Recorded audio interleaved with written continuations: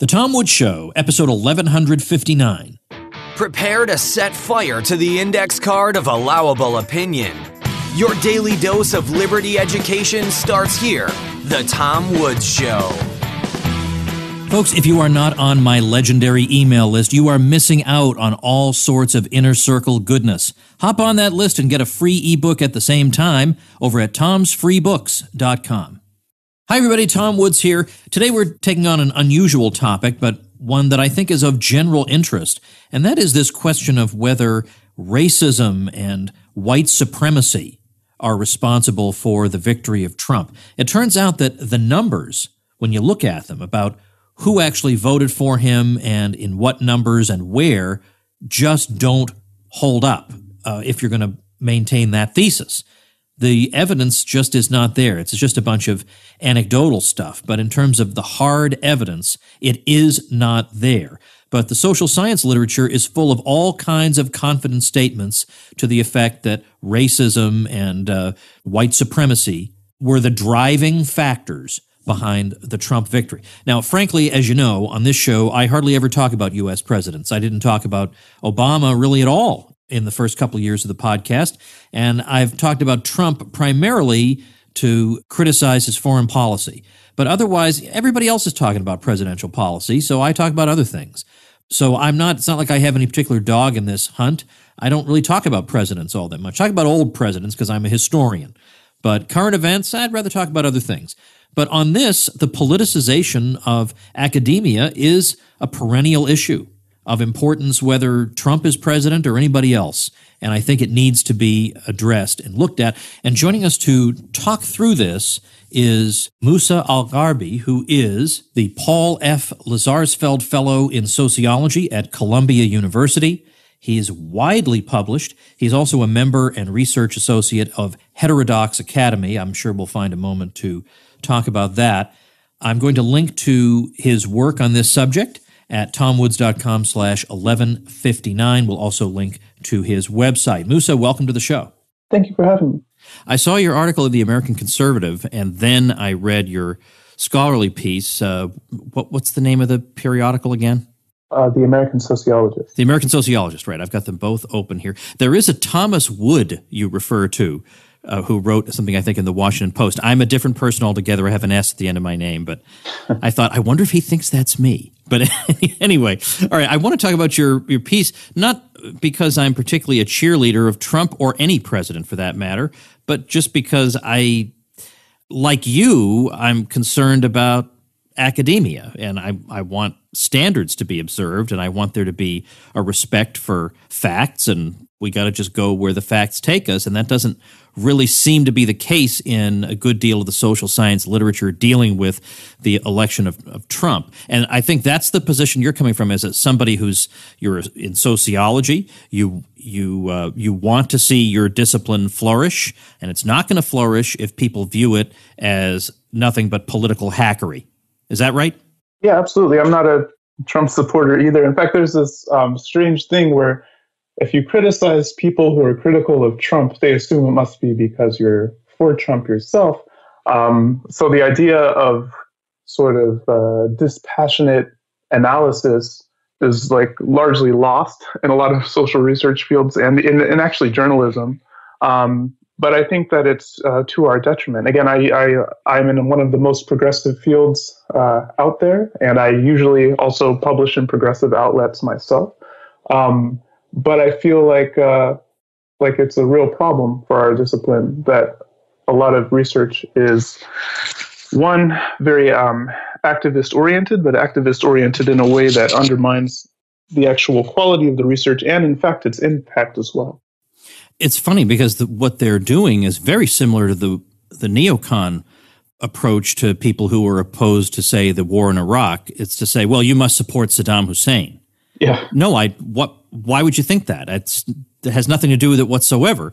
I have X, Y, and Z reasons for thinking A, B, and C happen to be true, but no, it has nothing. So, all right. So let's talk about this main claim. And I should add, though, and what's striking about the war in Iraq case too was this was another example where people who were dissenting were villainized, but they were ultimately right. You know, the sort of orthodox position, the consensus position about Saddam's weapons of mass destruction program, etc., was wrong. It was just wrong. We know that now.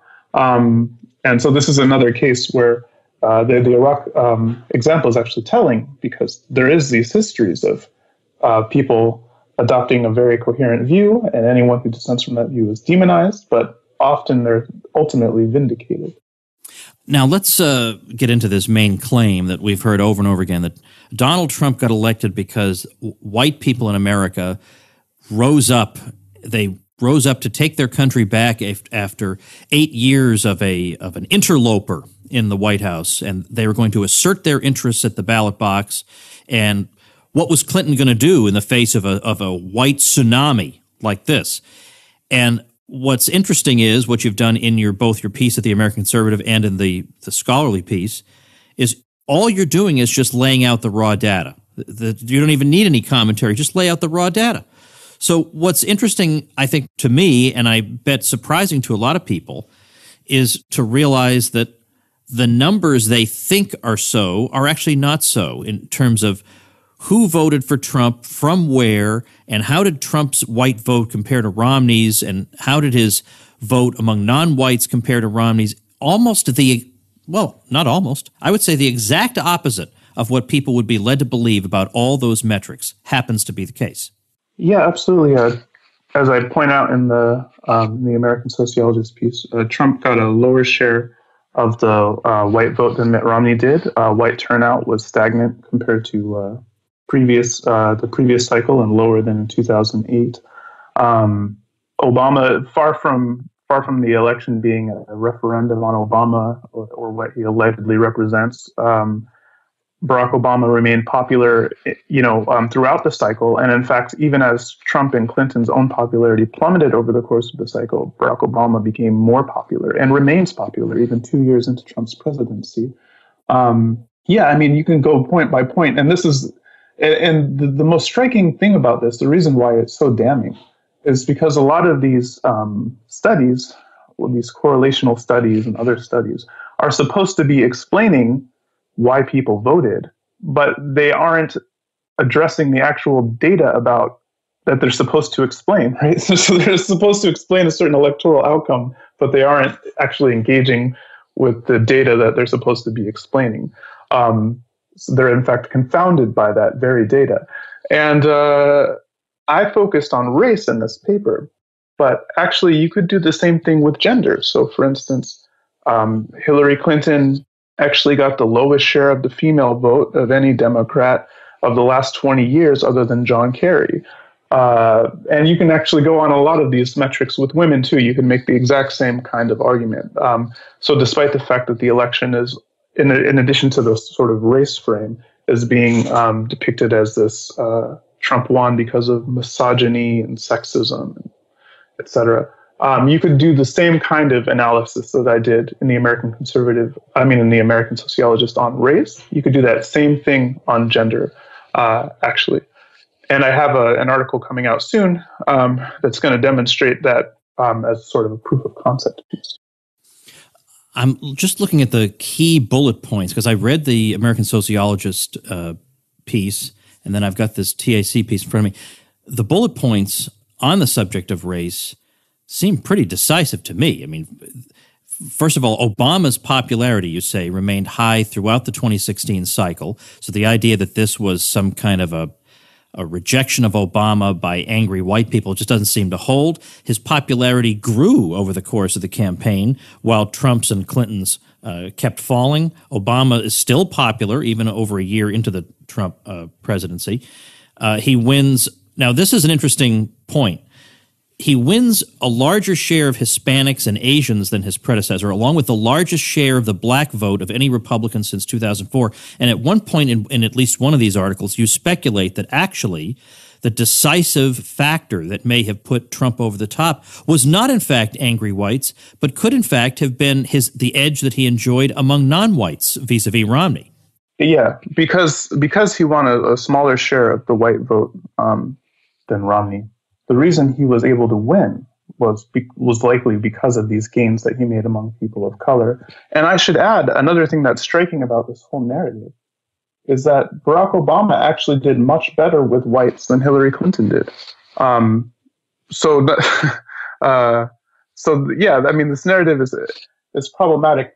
And, in fact, let me return to the gender thing because it intersects with the race thing in an interesting way. So a lot of people point out, for instance, that Donald Trump won a majority of white women. And they make it sound like these women who voted for Trump, like this is extraordinary, right? Like, oh, white women who would normally vote for Democrats switched over to vote for Trump because they chose race over gender, despite Trump's misogyny and Hillary Clinton being the first female candidate at the top of a major party ticket. But actually, Trump's performance among white women was middling at best. Republicans, you can go back 40 years, all the way through to Nixon, and Republicans have won the majority of white women for all except for two races, which were in 1992 and 1996, Bill Clinton. But Bill Clinton didn't even win a majority of the white woman vote. He only won a plurality. Democrats have literally never in recent modern history, ever won a majority of the white female vote. So the fact that Trump won a majority of the white female vote is actually the most banal election outcome that you could conceive of as it relates. And he didn't win an exceptional share of the white female vote. He won middling at best, lower than a lot of his predecessors among white women. So there's this myopia where they take these very ordinary, banal election outcomes and try to spin them into something extraordinary when there's actually just a lot less there than a lot of these scholars would like people to believe. You have what you call a turnabout test that you use as kind of a thought experiment to imagine whether we might see the same treatment doled out to Hillary Clinton that we saw from the media and scholars toward Trump. And so let's take something that might not have been the motivating factor, to put it mildly, in Clinton voters' voting decisions, and that is Hillary Clinton's foreign policy and her hawkishness. Now, I think the mainstream of the Democratic Party is not particularly peacenik, but I think the base, by and large, even if anti-war is not their number one issue, they're not really looking, itching for a fight. So I think when they supported Hillary, I think you're correct to suspect that they were holding their nose on that point.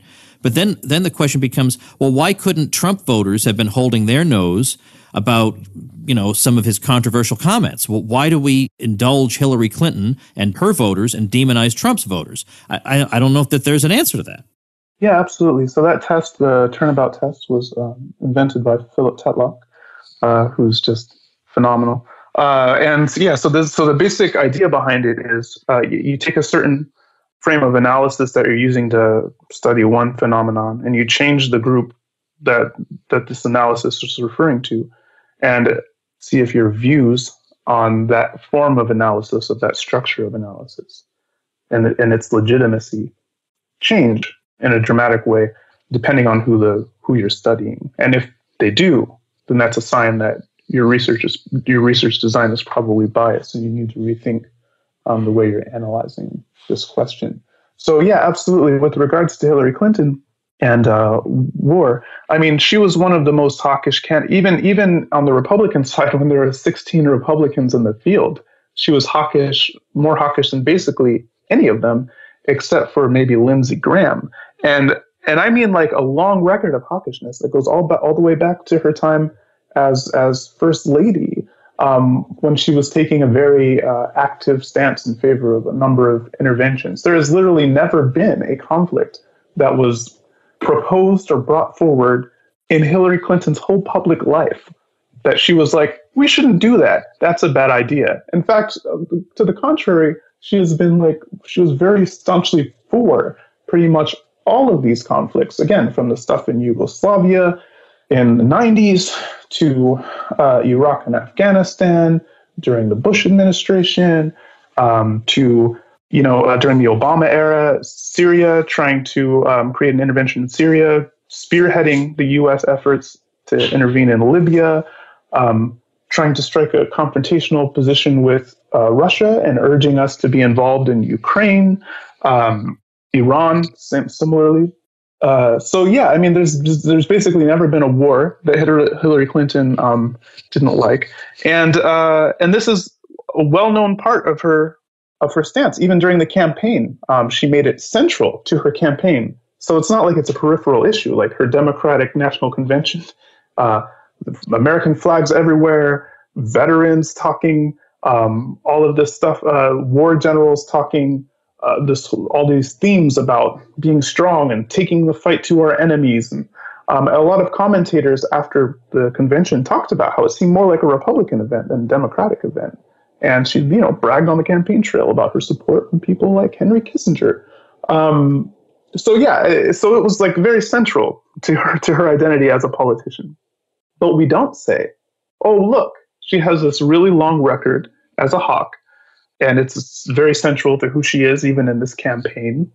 Therefore, the fact that her hawkishness wasn't disqualifying means that all of her supporters must therefore be hawks, right? But we do say, oh, Trump has this long record of racially problematic rhetoric, and it's central to his campaign, this sort of problematic rhetoric. Therefore, anyone who voted for Trump must be voting for him because they either explicitly or implicitly support that rhetoric, right? So there's an obvious disconnect between the way that people analyze Trump and Trump voters versus Clinton and Clinton voters. And the ironic thing is, like, in the case of Clinton, again, there's like an actual record of policy decisions that she made and implemented and proposed to implement over the course of her own administration. Whereas in the case of Trump, it's mostly rhetoric. I mean, he hasn't been in a position to actually implement until now. I mean, anything that's sort of racialized. So it was even more purely speculative on the Trump side than the Clinton side. But we still are willing to give Clinton the benefit of a doubt, despite this record, that we're not willing to extend to Trump, despite a lack of an actual record, despite it being almost purely rhetorical. I was going to read a few paragraphs of yours, but instead I think I'll just set it up and let you do the explaining. But you take the fact that Trump won 37% of eligible non-Hispanic whites, and we've got 36% abstaining from voting, and another 27% outright supporting other candidates, Clinton, Johnson, Stein, or McMullen. And you go from that point to, well, you know what? I know where you go with it, and I want you to set this up, because the point that you ultimately draw here is to say, I could make a similar statistical argument about another group, and nobody would think it was valid, but yet methodologically it's being done exactly the same. So the idea here is, even if we assume everybody was motivated primarily by anti-minority or white supremacist, let's say, sentiment who voted for Trump, even that we couldn't make sweeping claims about whites overall, but now pick up from there and run with that. Yeah. So the lead into that statistic, actually, that's sort of important, is that one story that's actually much more compatible with the data than the story that's prevailing is that for most white voters, you could argue, based on the data, that most white voters did find Trump's rhetoric, et cetera, disqualifying. Trump only won 37% of eligible non-Hispanic whites. The vast majority, 63%, either chose to vote for other candidates or abstain. So the idea that you could make sweeping inferences about the state of white America and white people and their sort of psychology on the basis of this 37% is the problematic thing. So the parallel I set up, and this is again a turnabout test, similar to what Tell had proposed. So can you make sweeping inferences about the state of a group on the basis of such a dubiously representative sample? Because it's not just the case that we have 37% that voted for Trump and we don't know anything about where the other people fall. Again, we know from polling that Trump was unpopular, so those people who didn't vote, a lot of them didn't like Trump. We know that a lot of the other people like explicitly voted for other candidates instead of Trump. So we know that there was widespread, that we know that a large share of those people of whites who did not vote for Trump simply do not meet the portrayal of whites that people want to. So the turnabout test.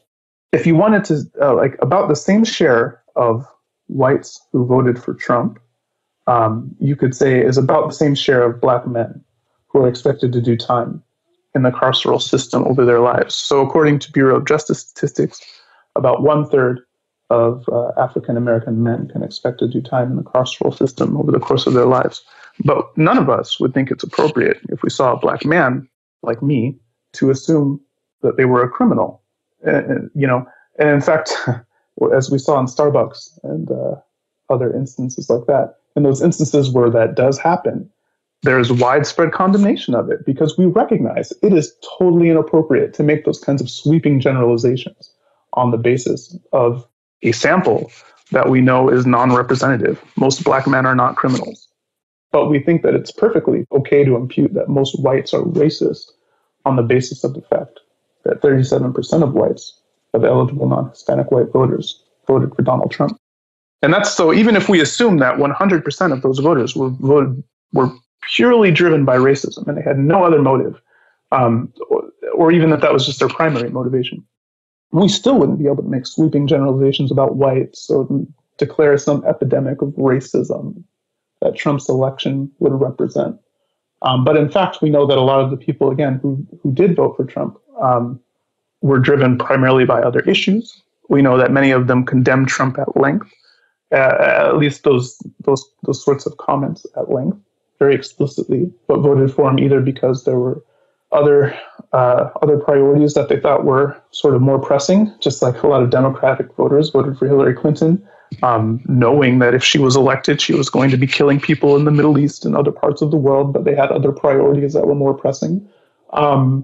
Or they just thought that the alternative was worse. More on Trump and the social science literature after this brief message. Folks, I've featured a lot of entrepreneurs on this show, and some of them do very interesting and fun things, and some of them do very complicated, difficult things.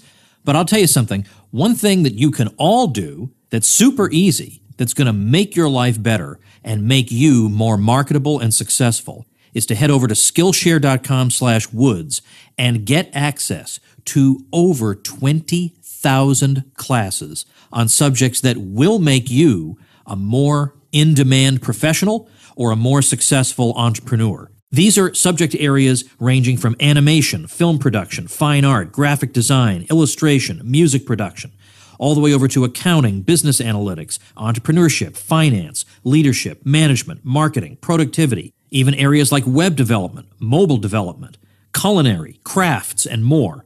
All for just 99 cents for 2 months. You've got to have a screw loose not to give this a try. Check it out at Skillshare.com/Woods right now for 2 months access to over 20,000 classes for just 99 cents. That's Skillshare.com/Woods.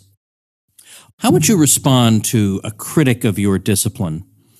And you could respond in defense of your discipline or with criticism. But to a critic who says, what you've identified here are some pretty serious methodological errors or political bias seeping into a number of articles and writers on the subject of Trump. And it seems implausible to suggest that this level of bias appeared ex nihilo in 2016. There has to be this has to be part of a trend. Why would I not suspect that there's something fundamentally politically biased about sociology in general if it could go so quickly and dramatically off the rails because of one presidential election? Yeah. So I think that two things. One, I think that there is something that Trump does generate sort of a unique, visceral reaction from a lot of social scientists, not just sociologists, but sociology is more left and activist-oriented than a number of other social research fields. So I think there is something unique about Trump. But that said, I don't think so. I think that a lot of the sort of errors that are related to research about Trump, maybe some of them anyway, wouldn't have, like some of the more glaring examples, maybe wouldn't have gotten through if we were discussing some other more banal candidate or race that people were not so heavily invested in. But that said, there is a long history in social research, and not just in sociology. Again, in psychology, for instance, there's this long tradition of research basically defining conservatism as something akin to a pathology or a mental disorder. In political science research, even predating Trump, a lot of research that's trying to decide why voters vote Republican start by assuming things like, oh, there must be driven by like racial resentment or gender, or things like this. So this whole literature that really blew up this election with regards to Trump, it does have precedents that sort of roll back. So there is this problem of this longstanding problem of bias against Republicans or conservatives or whatever in social research, in part because these fields tend to be dominated by people on the left, and they have been for some time.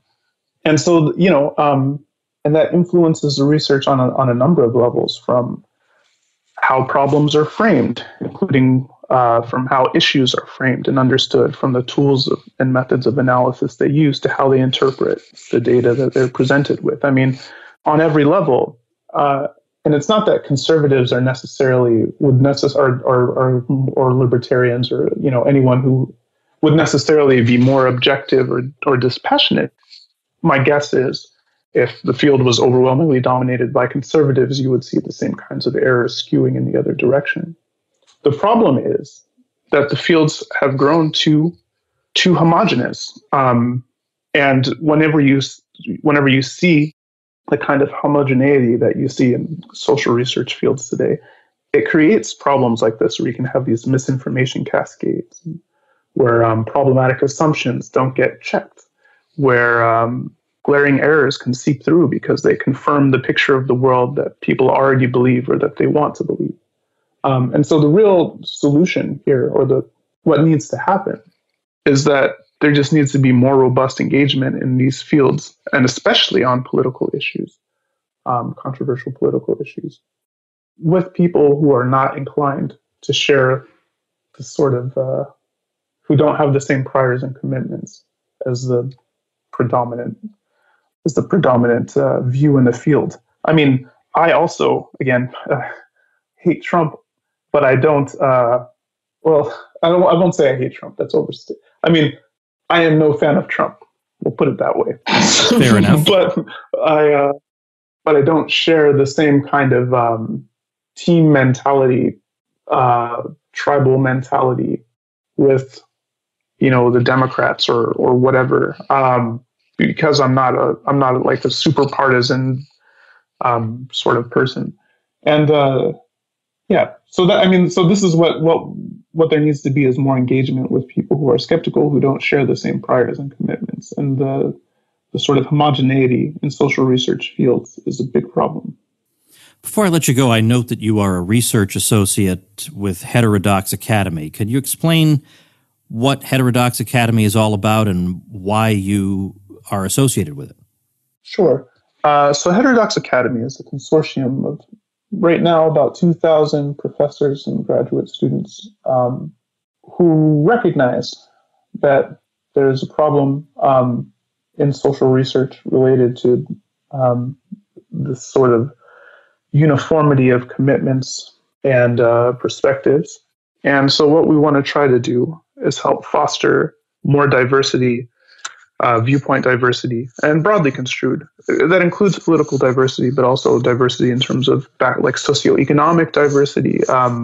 Most people who are in social research fields, and especially at elite institutions, tend to share similar socioeconomic background, for instance.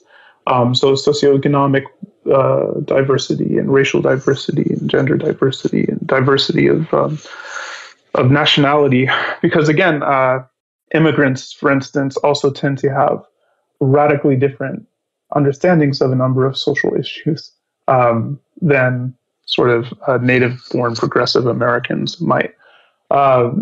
So this is what we want: is we want to help increase and support viewpoint diversity and mutual understanding and constructive engagement across difference, because we believe that this will make social research both more accurate and also more effective in actually sort of addressing social issues and impacting social policy. What's your website? My personal website is musaalgharbi.com. And then, of course, there's heterodoxacademy.org. All right. I will link to both of those at tomwoods.com/1159, and I'll link to the work that you've done on this subject. And I'm glad to have had the chance to speak to you, and I hope Columbia is treating you well, as it more or less did me in the old days. And thanks so much. Thank you for having me. All right, folks, before I let you go, a somewhat off-the-beaten-path website recommendation for you, and that is Guillotine Metal. This came to me from Lance Miller. He says, I'm in a metal band called Guillotine out of Athens, Georgia. And he says, we're not a political band, but our lyrical themes are about a dystopian world that is a metaphor for the degradation of society and corruption that rules us all. Not your standard fare, but I was hoping you could give us a plug for the site. So the site is guillotinemetal.com. May not be for everyone, but I know I have some metal people listening in. You can check it out at guillotinemetal.com, knowing that you are supporting a Tom Woods Show listener. Of course, you can get a shout out from me and nice traffic for your brand new website if you make sure and get your hosting through my link. I give you lots of great bonuses that will help you go from zero to hero in no time flat. Check them out at tomwoods.com/publicity, and I'll see you tomorrow. Become a smarter libertarian in just 30 minutes a day. Visit tomwoods.com to subscribe to the show for free, and we'll see you next time.